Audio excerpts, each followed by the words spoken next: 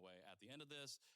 If you bought a ticket and you didn't come here, you can't win. So shout out to everybody who bought a ticket and showed up. You will be the winner, maybe. And yeah, with that, let's get on to the show. Okay. My guest tonight is a multifaceted, creative, and community collaborator who doubles as an incredible human being. In addition to her many forms of creative expression, she has explored as an artist. She's also the festival director for Chreece, Indy's only independent hip-hop festival that has been happening almost every year for the last decade, right down the street here in Fountain Square. In celebration of the eighth Chreece and 10 years of doing this festival and building community, we're going to dive deep together, I think. And I don't want to talk anymore without having Jane say some words. So without further ado, please help me welcome the one and only Jane Sun Kim.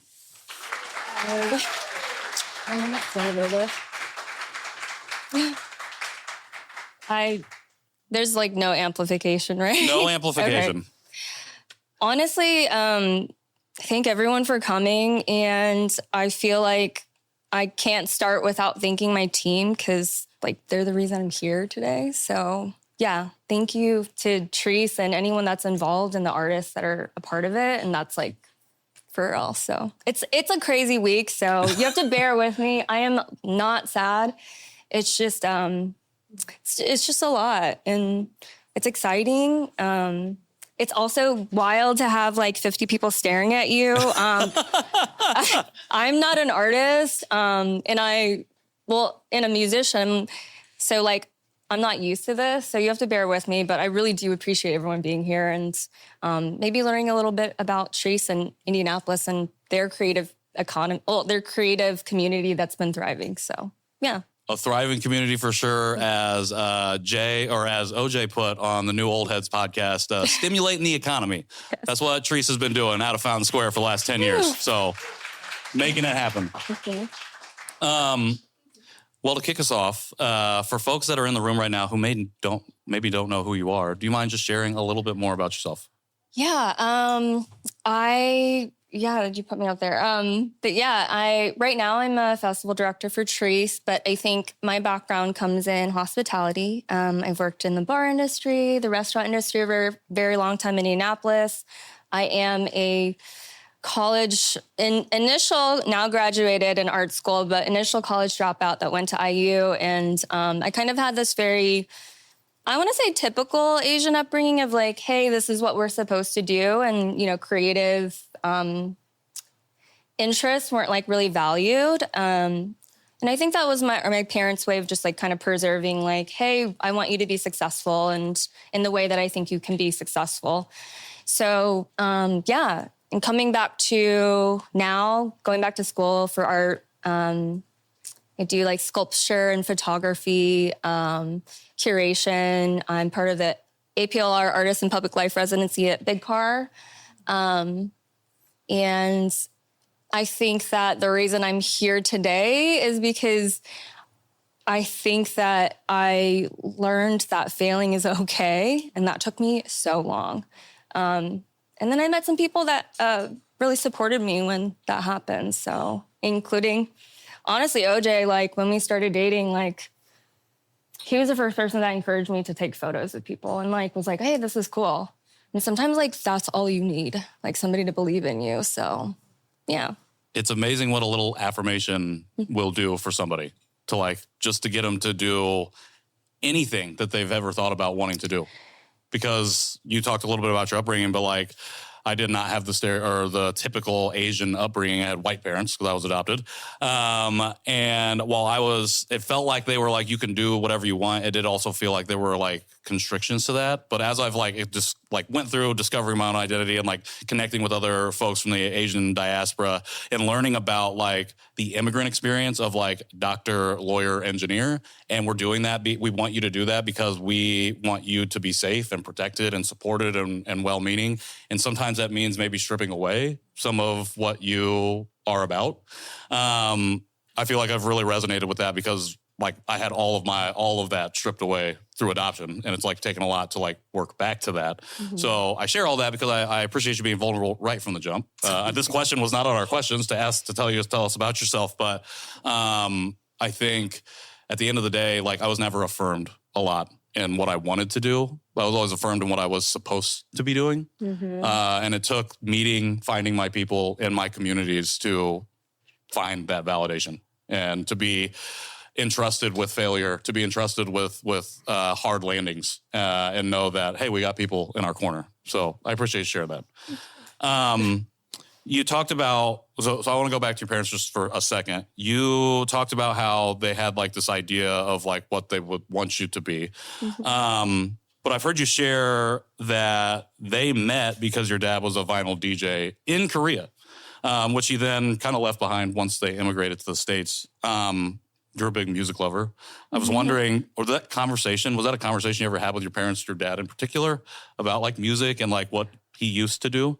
Yeah, I think when we were younger, like, you know, the experience when we were younger, and by the way, my sister's here, but we were always curious and we wanted to know, like, hey, why did you name me Jane? Why did you name my sister Teresa? And they would have like the silliest answers ever because, you know, there's not a lot of connection. We lived in Korea, but then we lived in Germany. And our names, like, they were like Jane Fonda, like question mark, or like, you know, Mother Teresa, question mark. And I'm like, okay, so you guys got just like picked from a book. But when we were younger, we were so curious because I think fitting in the States when we went to like kindergarten here, and my sister actually learned Korean first and I learned English basically first. But we were like, yeah, like, how'd you guys meet? Like, what's all this stuff? And my mom would give me kind of like at that time, the tea. She's like, your dad wasn't a cool guy. Like, you know, like you think he was, but he wasn't a cool guy. Like I had a lot of people that were like, you know, going after me, but like,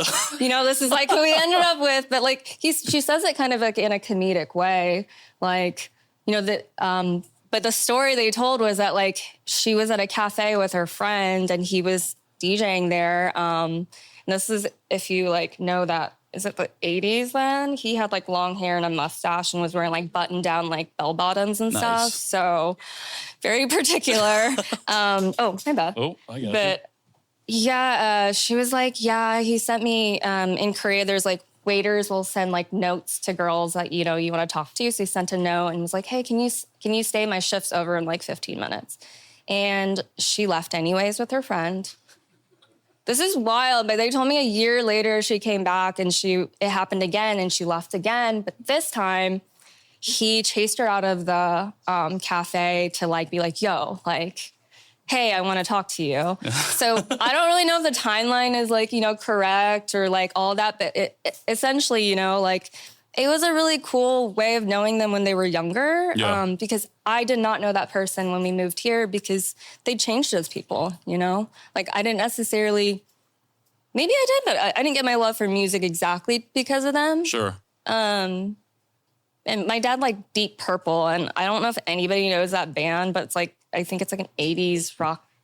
When I was like 10, I listened to it, or whenever we had access to LimeWire, whenever that was.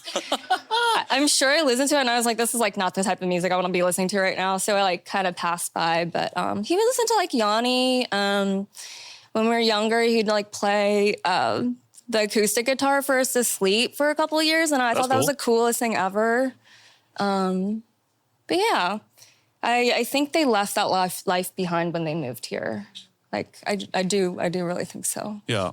Well, I know a lot of like immigrant stories come with like the assimilation aspect of it. And the assimilation is because this is the box that you can survive in. And what American culture seems to do to immigrants is strip away, like we were talking about before, like strip away at where you come from before in order to be a part of whatever this collective is. And while there's power in collective, there's a lot of like pain and trauma that comes with pulling away pieces of who you are, like intimately. And what I think I really love about what you just shared is how it feels like he was like, I'm still going to express in ways that I can, in little ways, even though it's like, I'm not DJing at cafes anymore. He's like, I got my girl. I don't have to chase after her no more. Like, we can go do this other thing. And so I really love that because it's like the passion never left. Even if the passion didn't necessarily, quote unquote, transfer to you, you had different passions in the music that you were listening to at that time. Yeah, I will also say this, like, I don't know if like there's a lot of cultures who are into like karaoke being very integral. So karaoke is like such a big thing. But I remember, this is like wild. My sister's a really good singer, by the way, and so is her husband. But I was like a bad singer, and my dad would play the guitar and we would sing. We would try to sing like Lionel Richie, Hello. I don't know why we had all these like old songs. It was like karaoke songs. And I remember being so bad. Yeah. And like my sister was like pretty good, but I was just like, okay, this is cool and like idyllic. But you know, that was like when you get out of middle or elementary school, it was like academics. Like, sure. Like the quick shift. Yes, it was. But yeah. Maybe there's a little bit more than that I realized, but yeah. Yeah. Did your dad keep any like records or anything? Were those records that he brought over with him? Or was it just like, we're going to start fresh with whatever it is? Yeah. We had nothing. Our house is very interesting because this is so silly, but I say it funny, like in a funny way, because like when you go over to your friend's house, you always have like video games or toys or whatever. We would have like math workbooks. Like it was ridiculous. Like, we would just be doing Kumon, and we'd go to Costco, and she'd buy a workbook of, like, science workbook, and that was, like, I was like, ooh, cool. Like, there's, like, kind of small activities you can do in it, so. But my parents are actually really cool. Yeah. Meaning, like, I've seen Asian parents that, like, were negative to their children. My parents weren't negative. They were just like, this is the way. Like, this is the way, so. Well, when that's the messaging you receive, that's the narrative. Like, this is the way for not just your kid, but anybody from your culture to survive, anybody from the country you're coming from to survive. Like, what else are you supposed to believe other than that? Yeah, I used to think that, like, artists or creatives or musicians were kind of foolish because I think that's what I was, like, kind of fed. Like, hey, like, that's, like, a big risk you're taking. Like you're going to have to... Like, financial security is a big thing, too. So, yeah. For sure. Yeah. So you shared in your intro a little bit how Sean was one of the first people to really affirm you and like, hey, you should take pictures and like kind of express your creativity in that way. Was also, I read, the person who encouraged you to go pursue art as a career and then go to school for that when you ended up at Heron. I was wondering, because you shared like, to take pictures, and you do a lot of like visual like art in that way. I was wondering, like, was there a specific like moment or thing out of like kind of the conversation that you had with him that really like said, okay, I feel confident to take the leap, other than just the affirmation? Like, was it just like, I have been wanting to do this and now I'm realizing that I should? Honestly, it wasn't, yes, but it wasn't like that. It was, so he was the first person close to me. So my family is like, I have a lot of friends, you know, like you're younger, you party, but like my partner who I date becomes my family because our Korean family's not close in that way. So he was the first person that I was close to that I was like, hey, I kind of want to go back to art school. And he just said, okay. Like he just didn't make a fuss about it, didn't say anything weird about it. I'm sorry. You're good. So it was kind of like that. And I didn't tell my mom that I was in art school until I was 2 years in. Because I just didn't want her to feel like, hey, like, I'm scared that you're doing this, or just like feel disappointed. So I think that really when she knew about it was I nonchalantly told her at dinner. And I was like, literally like at least 3 semesters deep. And I was like, yeah, I'm in school. She was like, you should go back to dental assistant school or like anything in the medical field. Like every month she's telling us, like me and my sister this. So like at this current point, we're failures because we didn't live out to do that. But not because she wanted to like make me feel a type of way, but it's really just because she's like, I want you to be secure.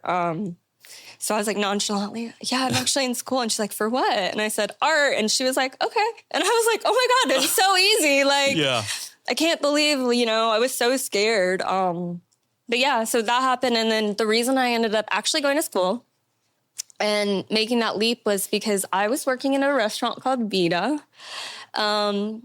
I felt like a little bit of like work privilege because that was the most beautiful place that we've worked at. We opened it and I was about a year and a half in.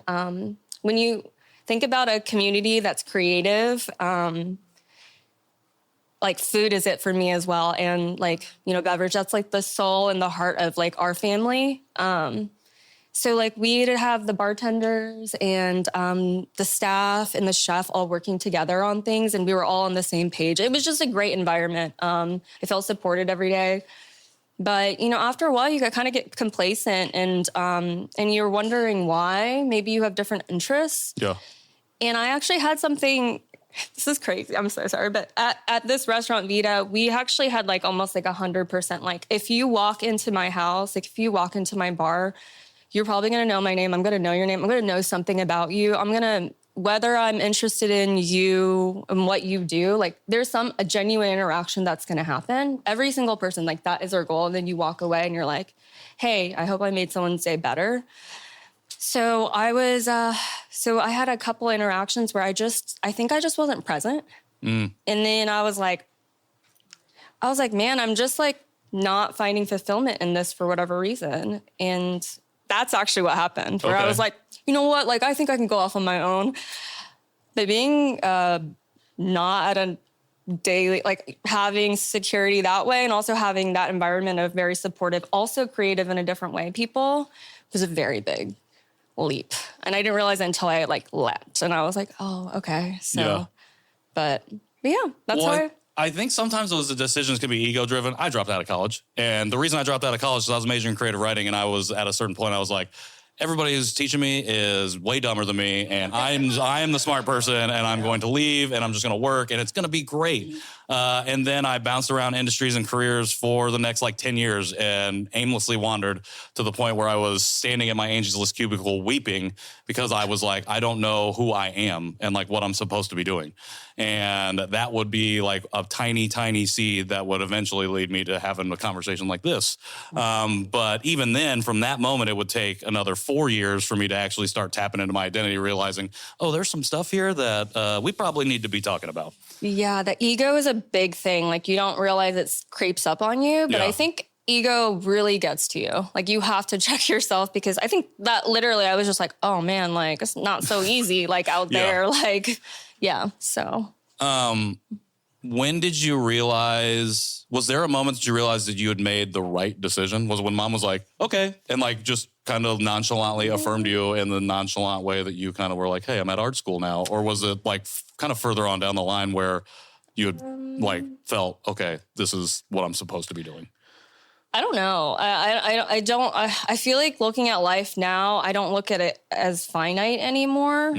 Because I think when I thought I hit 30, I'm like, I've got street cred. Like nobody can say anything about me. I look young anyways. Like I could be like, how old are you? I'm 30. Like, so yeah. But then like 31 hit and I was like, okay, like, I'm having a little bit of an identity crisis. So I realized that you can never let yourself stop kind of checking yourself and like growing and knowing that like there will never be a point where you're just going to be 100% you made it, or this is what I'm supposed to be doing. Because I don't, I love Chreece and I love all this, but I don't know what's going to happen in the future and what I'm going to be driven to. And I feel like we have to be okay with that. I know that like society tells us, and I am just speaking from what I think, so don't put this into practice and blame me. But I mean, do what you want. Like, even if you make a career change at like 50 or like 40, or for me, like 30. So, I think we live this life, and you got to go with what you feel. And of course, think about it and talk about it for a little bit before you make that leap. Because I had started talking about quitting for 6 months before I actually quit. So it took a long time for me to be like, see how people thought about it. Like, is this a dumb choice? Because if it is, I can read you right now. Like, tell me. And I never really got that reaction from people. So it was really supportive, at least the people I was around, So, So no, there's like no moment where you're like, we made it. I do know that there's positive reinforcement where I'm like, okay, I think we made a little bit of an impact where I can see other people are benefiting from this, and that I see like other people happy, or even with like the festival, like it's happening on Saturday. And I think that these artists are going to kill it.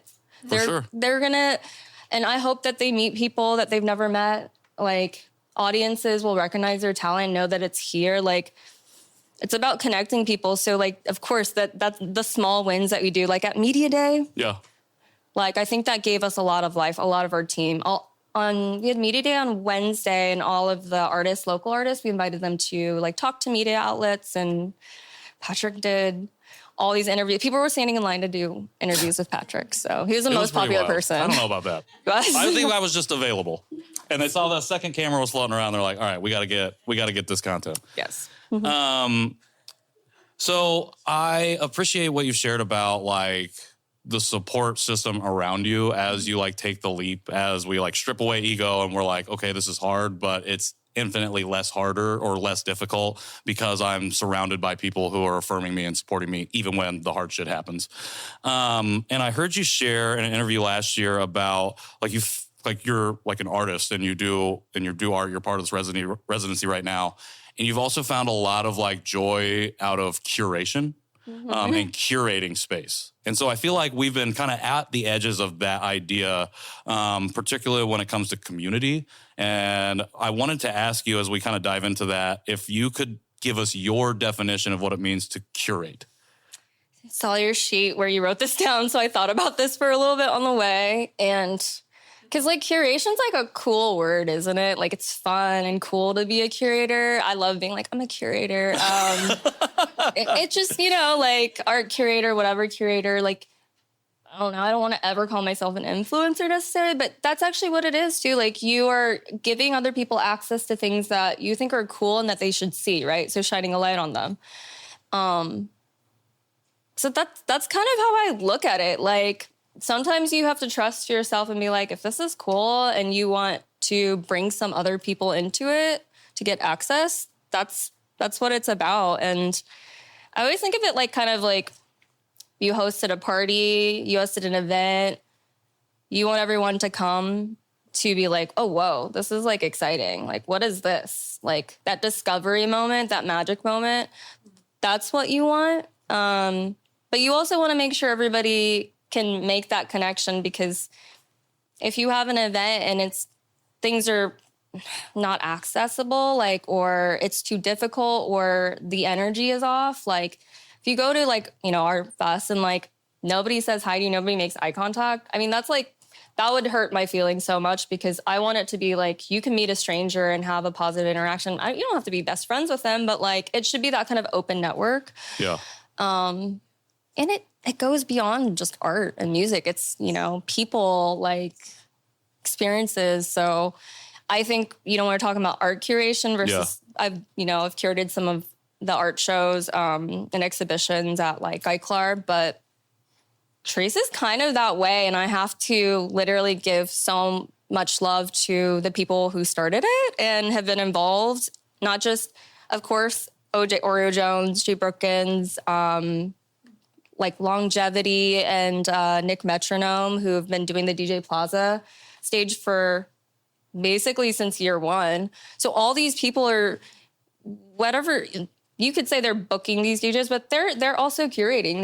You're collecting all these curators together and forming something bigger than one person could do, ideally. So, I appreciate that answer. And the reason I asked was just because I think when I would hear the word curator or curation, like it does immediately go to like art, essentially. Mm-hmm. And when my mind goes to a single thing, I don't necessarily think that's great marketing for that thing. I think it's like, okay, there's a single narrative about what it means to do a thing. Was there a moment, I keep asking about moments, was there a moment where you realized, oh, curation is more than just what I do and how I put stuff together from an art perspective, and it became more about people and spaces and things beyond just what we would generally think?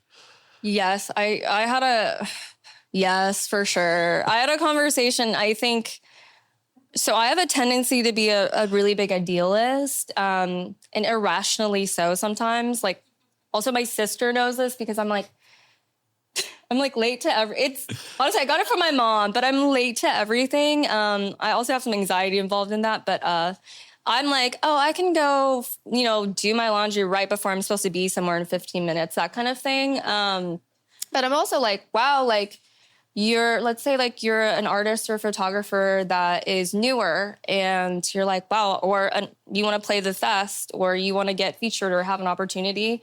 If it was up to me, I think that I would be like, I see your talent. Like, I honestly see it. Like, I will meet you more than halfway to kind of give you that push that you need. And I think that's where the reality kind of sets in, because we talk about access and opportunities a lot. And just because you see the talent or the vision, or maybe no one else sees it, but you're like, I know, like, there is something there, but it's not ready to be shown, and that person hasn't put the work in to do so, you're actually doing them a really big disservice by offering that opportunity so quickly, because you have to work for it yourself, or later in life, it's like same thing happened with me. Later in life, you're not going to be able to handle it. Maybe there are some geniuses out there and like amazing people that have, but I would say that's like 5% of the experiences I've had. So if you do curation and you're giving people opportunities like that and you're working with people, I would say it's 100% more about dealing with people, what they need, how you can support them, because they might not have the skill set to do X, Y, and Z. And another curator who's actually an art curator told me, like, it's actually like mothering. And I was like, oh my God, like, it really is, because I've had exhibitions where nobody here is the artist and you guys don't know them. So, but I think I had 3 exhibitions in like 2 years where artists would just either drop the ball. And I was like, I would blame myself too, because I'm like, like I should have prepped you. But they just kind of dropped the ball, or like had a huge emotional reckoning right before their show. And I was like, bro, like you're not prepared for this. And so I don't want to put people in situations like that. And sure. Performing artists, musicians, I do not know how you do it, because somehow you put on that face and you're able to face everybody every day and act like that doesn't exist. But like, that's really hard, like dealing with your emotional self when you're in public. So yeah. And I was like, oh man, I don't want to be a mother anymore. Like, I just like want to be just a cool person that's just like hands off or something, but like that's just not possible. Yeah, just the curator. Yeah, like, just the curator. But it's like I appreciate that, because it's clearly more than you just pick the thing and then you're done. Like, it's not just relationship building, but it's truly community building. Like, you are fostering a space for people to feel safe enough to figure out what that is that they want to do, and then giving them an opportunity when they're ready to be brave enough to step into that space. Mm-hmm. Essentially, like we talked about at the beginning, affirming them in what they want to do in a way that they may have never received before, even though they might be working on their art right now, or whatever it is that you're curating for. Bless you. So you... So I think what could make a good curator, somebody who has also experienced a lot of different aspects of said community or the people that they're working with, the people. You got the timeline of Chreece's 2017 when you came on photographer? I think that was Was it later? I don't remember if it was 17 or 18, but it was my first year taking photos. Okay. So... I bring that up because it's like you started at a photographer, and then you did like volunteer coordination, and now you're doing festival direction. So it's like you've been involved in multiple aspects of the festival itself. Like you said, doing the work prior to being like, hey, I'm a curator. Let me come in and run your festival. Can you talk about how like important it is for you to have like gone through those experiences first in terms of like, I can say that okay to stepping into the festival director role? Because I'm assuming like when the ask comes, it's like, okay, maybe, especially because you've gotten to experience it at the ground level before. Yes. Remember when I said that, like, you give an opportunity to somebody like too early and they have this like crazy delulu idea of what they can do and what they can handle? Like, I also think it has to do with like putting in the work, and that takes time and that can't be rushed. You look at people that have been doing this for 20, 30 years that aren't necessarily trying to chase the high of whatever's popular. They're trying to sustain something long term. So walking into that, there's a lot of established people in the music community. Yeah. Also, walking into that, it was very male dominated, and it still is.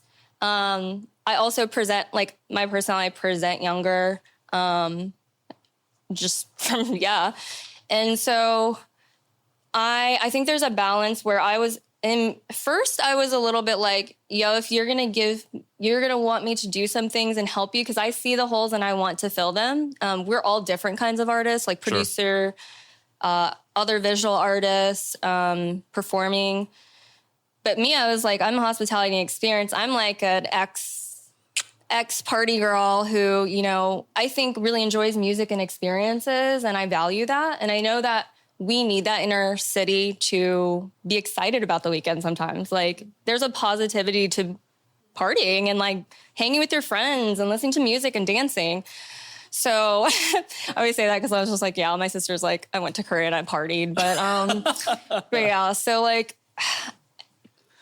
so that happened. And I was like, okay, so if you're wanting me to do this volunteer coordination, that's great. I did it 1 year and it was wild. It was wild. It was a lot because I think 2018 or 19 was like the biggest year before, I think this year, where it was sold out, it was packed to the brim. Chreece was like, it was just a crazy day. But I had to put that work in. Yeah. Or I would have been like, oh man, like now I see what the reality is. If I don't prepare all year, this is what it's going to be like next year. And I'm going to be stuck in this situation again where I'm used to being in the weeds. I'm used to handling like working in restaurant industry. You're used to this chaos and you love it. You have to love it. But I was like, okay, so this is bigger than just like one day, one shift, you know, like we're planning for 7 venues and hundreds of people, thousands of people attending. So I was like, okay, like I need to get my ADD in check because there's more. So after I put that work in, I think I was like, okay, Sean, I cannot be just your girlfriend that's helping you with your stuff. And I say that for 2 things, because he's super supportive, but also there's this thing about being like an artist partner, and I'm also an artist, so there's another way, but it's like, I want more. Like I want to be able to do more. I don't want to, you know. So he was like, okay, if you're committed, and I had done the work, they were like, let's go. But I had to earn my stripes with the people in the community, and I had to make my own relationships. Like, people weren't just like, you're festival director, like, because that didn't even come, and I didn't even start telling people until this year, I think, like, or when they were like announcing it. Because I was just like, oh, I'm like embarrassed. I have like that syndrome where you think that, like, you know, imposter syndrome. But yeah, like, I mean, I would go into meetings and people want to make eye contact with me. And I was just like, just so you know, I'm the person that's going to be doing all this. So, like, if you could just say hi or make eye contact or, you know, do that. But you have to, after 2023, when I really did put in the work, was at HQ the whole time. I didn't see a single artist except maybe a second of them Franchise Boys. I was like too busy, like, trying to do Pink Sifu's laundry that I never did, you know, like, but yeah, I put in the work. And honestly, after that, some of the people that I'm talking about actually really respected me. And I'm glad that they didn't give me that for free. Sure. Cause that's like human nature. Like, I would have just been in this like passenger princess role. That's like, you know, like, I got this, like, you know, it's a running machine, but yeah, I'm not the easiest to work with either. So, because I'm like blunt. That's how my family is. We tell it like it is. So if I don't like something, I will tell you unless I really think that you are going to be upset. Which artists are very sensitive. I'm really sensitive. So it's a learning experience, and Sean gets the most of it. So yeah. Well, I think it takes somebody to be blunt in those situations, especially like you said, the festival is not just one day, one Saturday of the year. It's a 365-day thing. Like there's so much more that goes into it than just, hey, there's a bunch of people we sold tickets to and now they're at the show. Like there's so much more that has to happen behind the scenes all throughout the year to make this thing go. Is there anything that you've experienced from your perspective that's like the most challenging about making this happen? There's a lot. I mean, obviously being sustainable with money, 100%, that is a big thing, especially if you're a community festival, especially you are artists who want to support artists. And half of the things that we do I have to say this, but half of the things that we do for artists, like even our artist photo shoot or media day or like our Gino or these opportunities that we try to get them, that's 100% out of like, because we want to do them and we don't make any money from that. And so looking at a business standpoint, I'd say sustainability is the hardest. Yeah.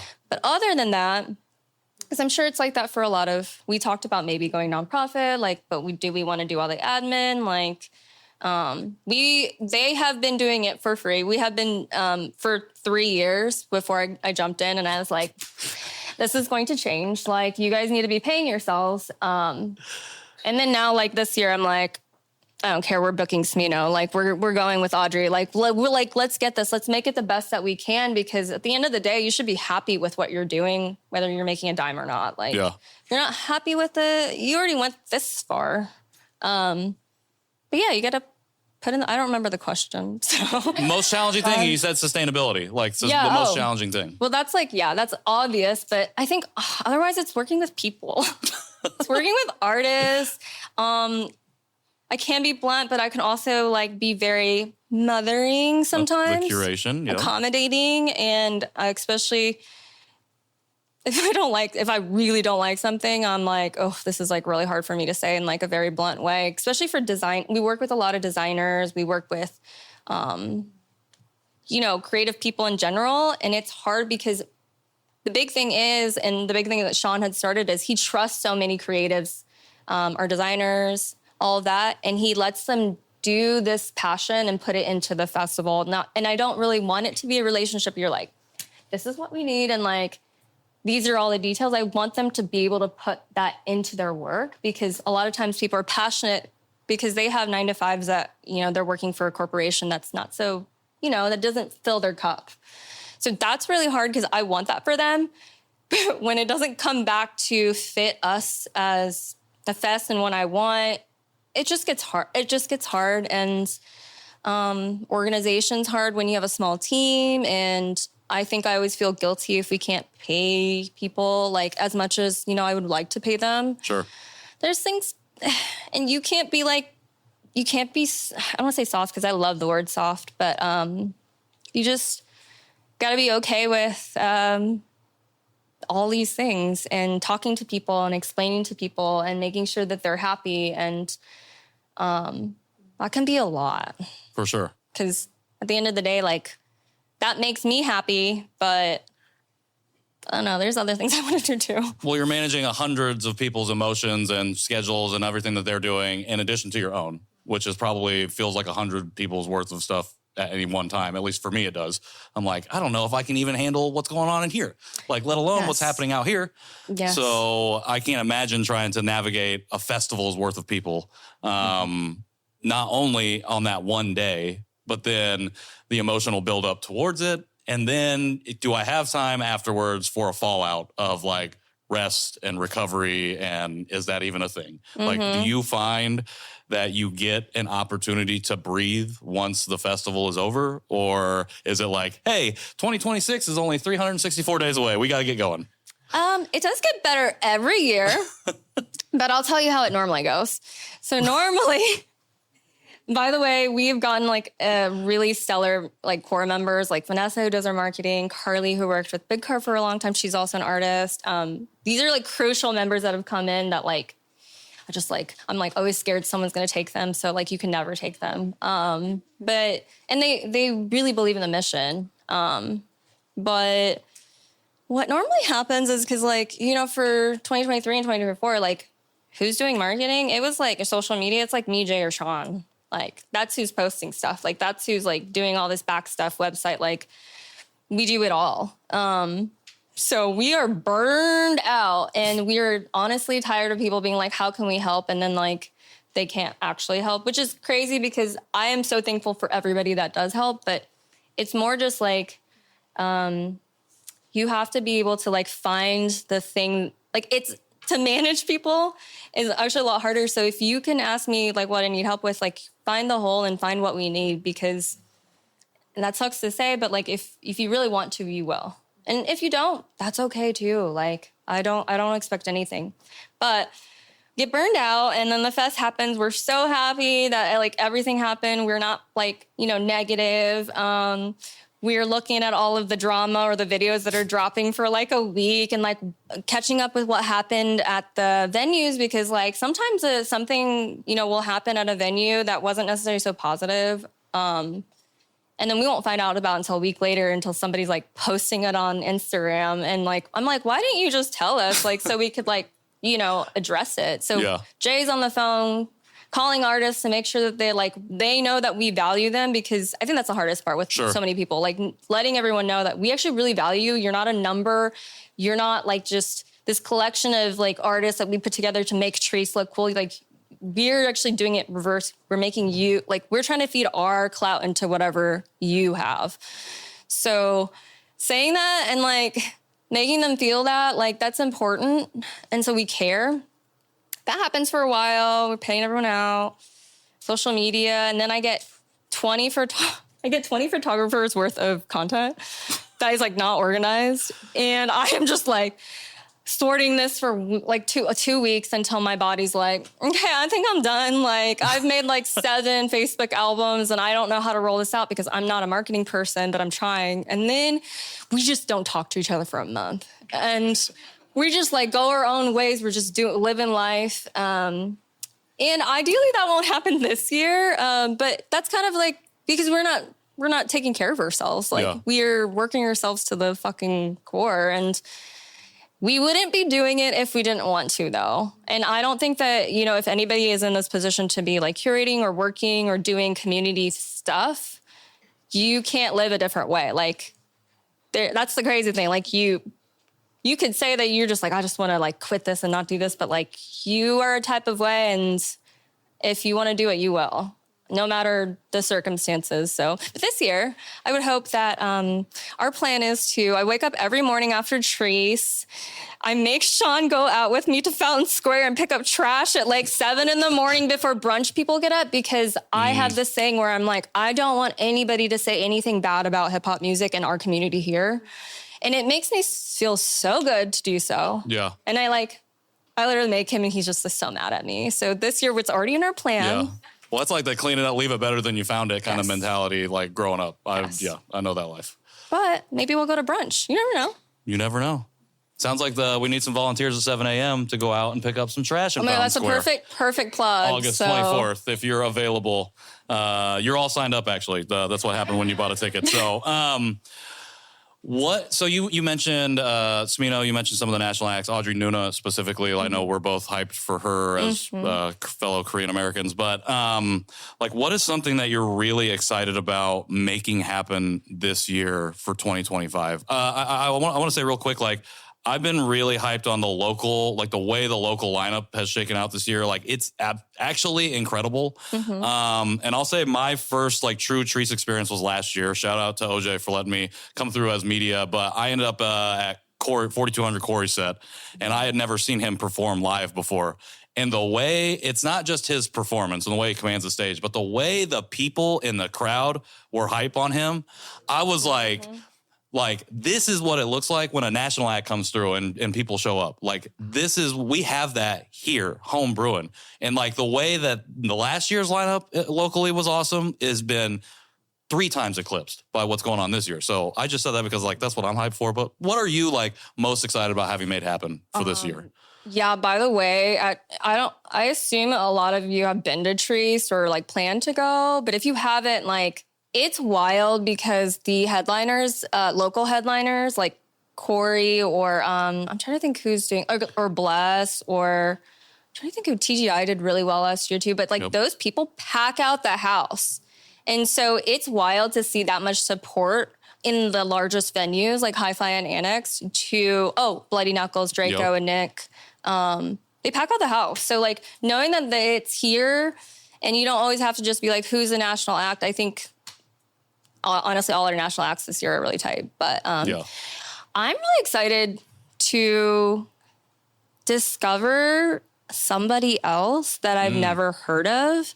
Because again, when I joined the group, I have a different perspective on music and experience. And it's not fair because Jay and Sean listen to everything under the sun, like indie music or whatever. But I was like, hey, we need to involve more R&B. Like, hey, we need a little bit different vibes. Like, hey, it can't be too amped up all the time. And I think there was a huge conversation between hip hop, R&B, like where that connection, sorry, you're like scoffing at me, but where that connection is, because it was kind of a struggle because they know that there's so much talent here and they don't want to do it, their festival injustice and just put like anybody on there just because, just to fill a need. So artist submissions happened, which was a really cool thing. But I was tired, and maybe my attention span is short. It is, but I was tired of seeing the same people all the time. And that's unfair because all those people that we were seeing all the time, it's because they're working hard. They have a following, they're doing the work, and they have the support. They can fill the stage, right?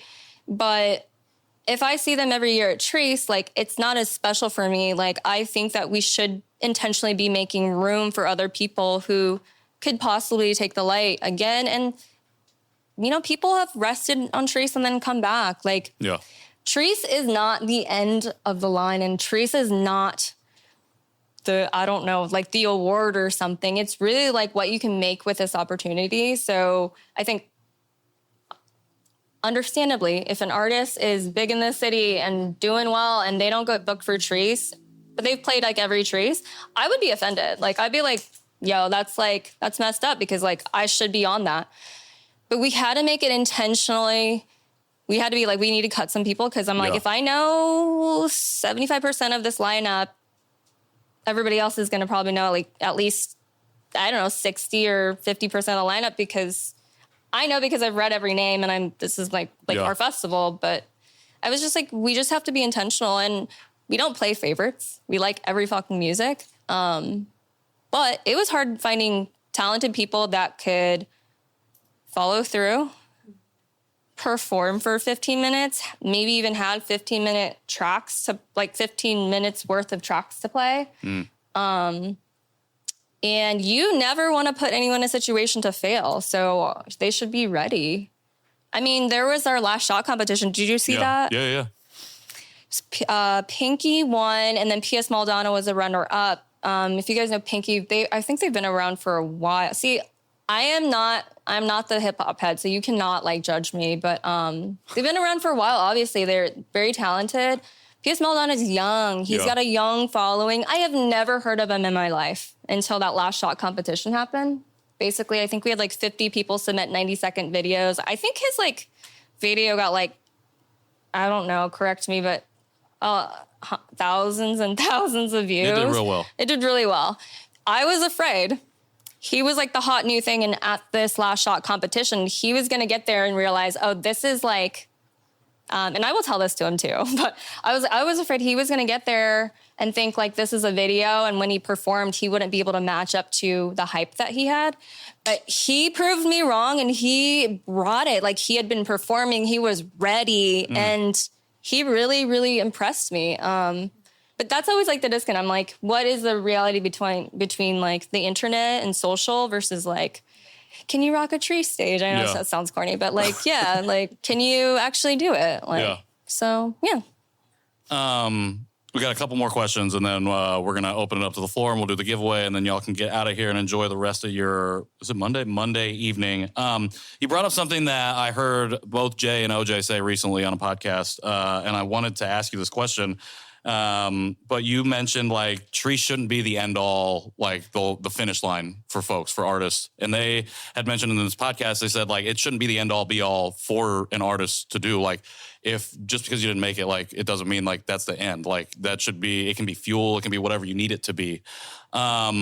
And so I wanted to ask you, like, with that in mind, what do you encourage or what do you hope artists take away from their experience of Chreece, particularly if it's like a first time performing, thinking about it, not having to be like, that's the last thing on your job application or your resume or whatever. Like I did Chreece in 2025 and that was it. Like what else with that in mind would you hope artists take away from their experience? I do wish this was on because I like the way that, but I was like, honestly, that we're stronger together. Like we are a destination. Indianapolis has some really cool stuff happening, and it's easy to just say that, but like I really do. Like there are times I go out and I'm like, what's this party? Like this party looks so cool, and I don't go out anymore like that. But I was like, this is really cool. Like who are these people that are curating these things that I've never like. If you've been around for a while, you're like, you run into the same people, right? But the fact that there's new people doing things, like, it excites me. And I hope that everybody knows that it's not competition, although life is in a way, but it's not competition. It's like, hey, like, we should be known for all this, and doesn't mean you have to go to everyone's events, because everyone's just trying to survive. It does mean, like, be open to that, like, be open to collaborating, connecting, meeting other people. I'm always just like, why aren't rappers working with singers like more? Because like you look at all these like tracks that are like national, like, you know, top 10, like people are working with each other and like amplifying each other. So I would hope that that's more normalized. And I know it's more work to work with people though. So I know I swerved your question on Audrey and we have to go back to her because I have to say that was like, so if we have, you know, I'm not on the curatorial committee for artists. I don't choose who does it. There's like a group of like 4 or 5 people that are in the music industry that rate everybody based on like, you know, your performance, your talent, whatever, your music. But so that's for the local artists. And then for the headliners, we're always like, hey, we want to bring up and comers. Who do we want to see here that we would never have the chance to see? Because apparently Chicago's over there and like Columbus is over there and like Nashville is down there. So we are just we're not, I say this all the time, we're not Rolling Loud. So we don't have that kind of budget.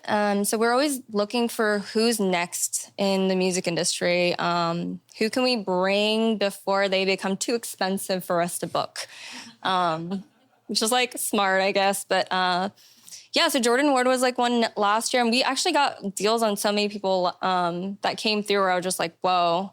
But this year, Audrey and Nuna, I was like, man, I saw her in Austin at South by Southwest. And I was like, wow, I can listen to like her full album and like be into every song. That doesn't happen a lot because we have less and less time as we grow older. I'm sure some of you actually can listen front to back all the time. But for me, I was like, and I was like, this actually catches me. Second, I was like asking everyone, a lot of people don't listen track by track. They're kind of using the algorithm to lead them in just a jumbo playlist. So there's a lot of people who've probably been listening to her, even Smino and Mavi, but they don't know it. So when they hear the song, they'll know it.